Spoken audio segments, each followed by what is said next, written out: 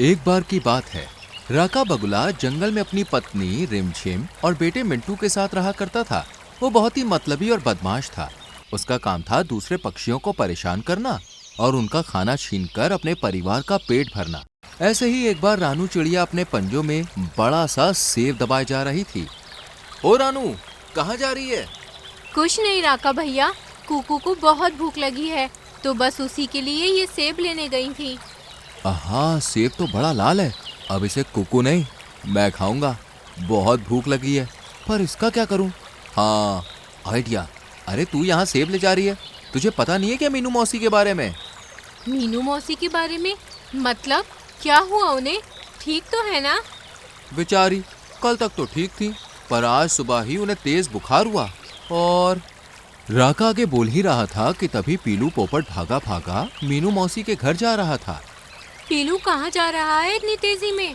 मीनू मौसी के घर, अभी जल्दी में हूँ, अब बाद में आता हूँ। इतना कहकर पीलू चला जाता है। इधर राका को अपनी बात सच साबित करने का मौका मिल जाता है। देखा देखा, सब मीनू मौसी के घर जा रहे हैं, तुझे भी जाना चाहिए। और तेरी तो खास है वो।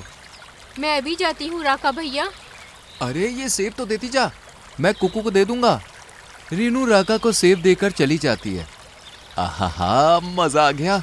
लाल लाल सेब बहुत दिनों से नहीं खाया था, पर इससे मेरा पेट तो भर जाएगा।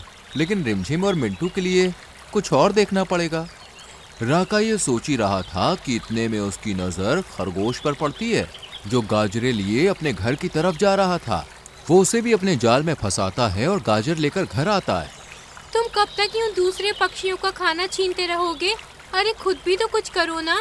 देख लेना, एक दिन हमें सबकी जरूरत होगी, लेकिन कोई हमारे साथ नहीं होगा, सिर्फ तुम्हारी इन्हीं हरकतों की वजह से।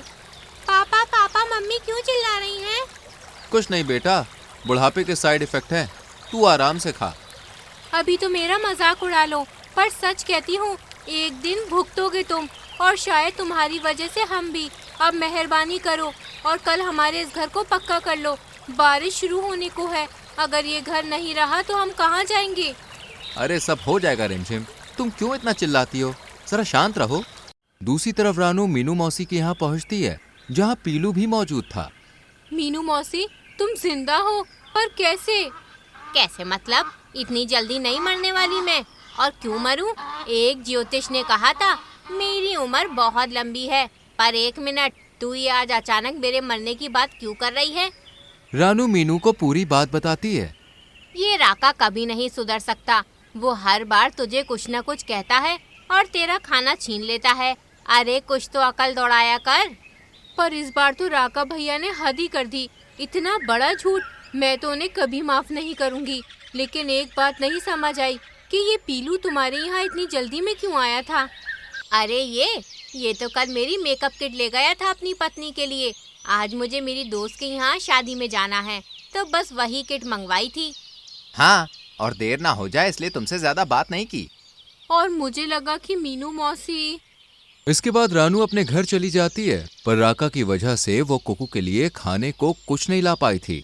घर में भी कुछ नहीं था, इसलिए वो जैसे तैसे उसे भूखा ही सुला देती है। और फिर अगले दिन सुबह से ही तेज बारिश शुरू हो जाती है। राका, राका, जल्दी उठो, बाहर बारिश शुरू हो गई है। और मिंटू, उसे बहुत तेज बुखार है, पूरा बदन तप रहा है और हमारी छत भी टपकने लगी है। अब हम क्या करेंगे? तुम पहले कैसे भी करके वैद्य भालू को लेकर आओ। तुम चिंता मत करो, मैं अभी वैद्य भालू को लेकर आता हूँ। हमारा मिंटू ठीक हो जाएगा। बाहर बहुत तेज बारिश हो रही थी। चारों तरफ छोटे छोटे गड्ढों में पानी भरना भी शुरू हो गया था। इतनी बारिश है, कैसे जाऊं?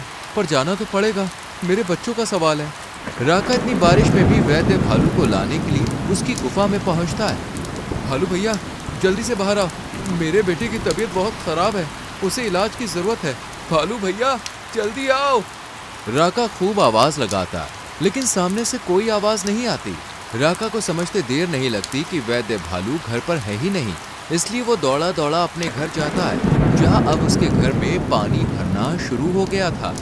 कहा था मैंने, इस घर को पक्का कर लो, पर मेरी नहीं सुनी तुमने। अब देखो, एक तरफ तो मिंटू की हालत सुधरने का नाम नहीं ले रही है, और अब ये पानी। ऐसे में कहाँ जाएंगे हम अपने बच्चे को लेकर?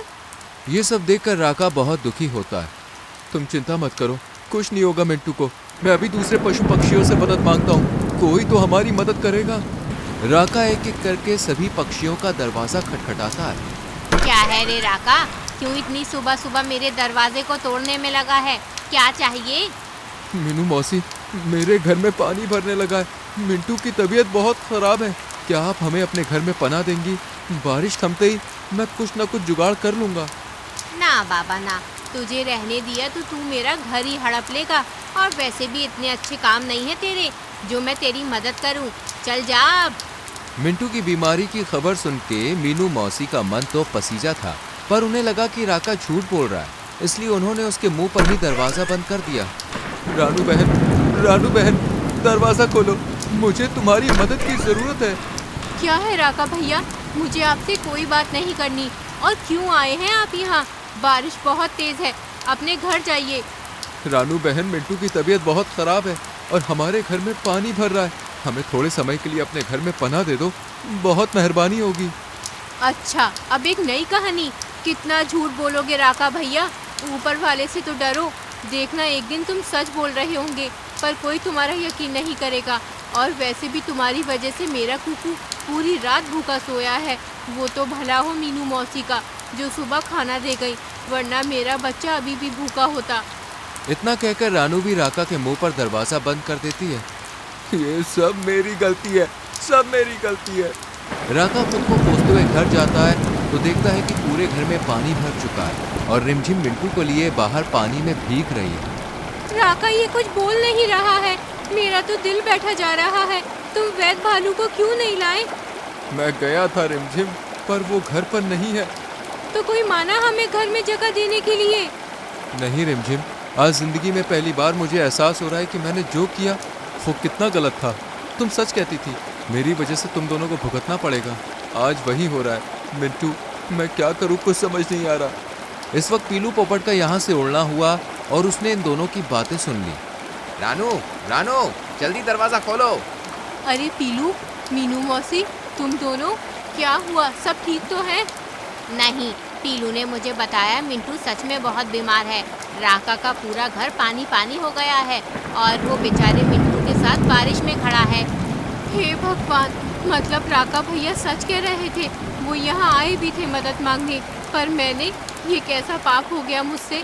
मीनू मौसी, पीलू, हमें तुरंत उनकी मदद करनी होगी। अरे राका भैया, चाहे जैसे भी हो, पर मिंटू, वो तो बच्चा है। मैं जानता हूँ, इसलिए तो ये सब मीनू मौसी को बताया। अब तुम दोनों जाओ और उन सबको यहाँ ले आओ। मैंने पता किया है वैद्य भालू तो है नहीं, इसलिए मैं चील को ला रहा हूँ। उन्होंने भी वैद्यगिरी सीखी है। इसके बाद मीनू और रानू तुरंत राका के पास जाती हैं और उन सबको रानू के घर में ले आती हैं। इधर पीलू भी चील के साथ रानू के घर पहुँच जाता है। मेरा बेटा कैसा है? वो ठीक तो हो जाएगा ना? चिंता मत करो रिमझिम, पीलू मुझे सही समय पर ले आया, वरना मिंटू को निमोनिया बन सकता था। पर अभी वो खतरे से बाहर है, कल तक होश आ जाएगा, फिर सब ठीक हो जाएगा। चील अपना काम करके निकल जाती है। इधर राका अपने किए की सबसे माफ़ी मांगता है। मैंने तुम सबको कितना परेशान किया, हमेशा सताया, लेकिन आज जब मैं और मेरा परिवार मुसीबत में पड़ा तो आप हमारी मदद के लिए दौड़े चले आए। मुझसे बहुत सी गलतियां हुई हैं, हो सके तो मुझे आप सब माफ़ कर दीजिए। नहीं राका भैया, बल्कि गलती तो हमसे हुई है, जो हमने आपकी बात पर विश्वास नहीं किया। और वैसे भी आपकी गलतियों की सज़ा हम बेचारे इस मासूम को क्यों दे? शुक्र है भगवान का जो ये ठीक है, वरना हम तो अपने आप को माफ़ी नहीं कर पाते। सच कह रही है रानू, ये तो भला हो इस पीलू का, जो इसने तुम दोनों की बातें सुन ली और हमें बता दिया। पर राका, एक बात याद रखना, जो तूने अब तक किया है ना, ये सब उसी का नतीजा है। सही कहती हो मौसी, मेरे ही कर्मों का फल है। अगर आप जैसे अच्छे साथी मेरे पास ना होते तो आज मैं अपने बेटे को खो ही देता। ऐसा मत बोलो राका भैया, अब जो हुआ सो हुआ। अब तो हमारा मिंटू ठीक है, इसलिए खुश हो जाओ और आज से ईमानदारी और मेहनत के रास्ते पर चलो। छोड़ दो ये उल्टे सीधे काम। छोड़ दिए रानू बहन, अभी से छोड़ दिए। अब मैं बस अपने परिवार को खुशियां देना चाहता हूँ। इस दिन से राका ने सभी उल्टे सीधे काम बंद कर दिए। मिंटू भी ठीक हो गया और राका मेहनत और ईमानदारी से अपने परिवार के साथ रहने लगा। तो दोस्तों, कैसी लगी आपको हमारी ये कहानी? अगर कहानी अच्छी लगी हो तो वीडियो को लाइक कीजिएगा, चैनल को सब्सक्राइब कीजिएगा और हाँ, कहानी अपने दोस्तों के साथ शेयर करना तो बिल्कुल मत भूलिएगा। मैं आपको मिलूंगी अगले वीडियो में किसी नई कहानी, नई सीख के साथ। तब तक के लिए बाय बाय।